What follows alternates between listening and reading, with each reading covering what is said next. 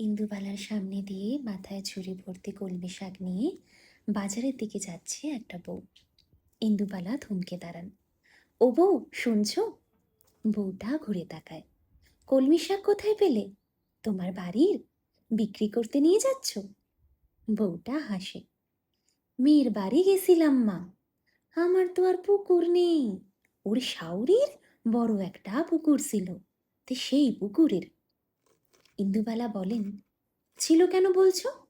এখন আর নেই? বউটার মাথা থেকে কিংসুক শাকের ঝুড়িটা নামাতে সাহায্য করে। হাঁফ ছাড়ে বউটা। ডোবা হয়ে গেছে মা, এবার হয়তো ফেলাট উঠবে। তা মেয়ে বললো নিয়ে যাও, যে কদিন আছে। ইন্দুবালা কলমি শাকের আটি তোলেন। সবুজ কচি মাথাগুলো সবাই যেন তার মুখের দিকে তাকিয়ে আছে। নাকের কাছে নিয়ে এসে শোঁকেন। জলের তাজা আষ্টে বুনো গন্ধ এখনো মিশে আছে ওদের ডালপালায়। কিংসুক জানতে চায়, এইভাবে বুঝি শাক চেনে, গন্ধ শুঁকে? হাসে বউটা। না গো না, মা আমার পুকুর চিনছে গো। ইন্দুবালা ততক্ষণে শাকের আটি বেছে বেছে তোলেন ঝুড়ি থেকে।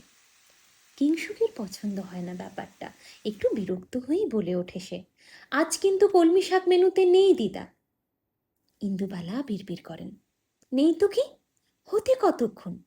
দেখছিস না, বাড়ির সামনে কেমন একটা আস্ত গোটা পুকুর ঝুড়ির মধ্যে করে চলে এসেছে। কিংসু জবাব দিতে পারে না দিদার কথায়। এই মহিলা যাই রান্না করে তাই যেন মুখে লেগে থাকে। মনে মনে ঠিক করে নেয়, কলমি শাকটা আজ না হয় সে একবার ট্রাই করে দেখবে।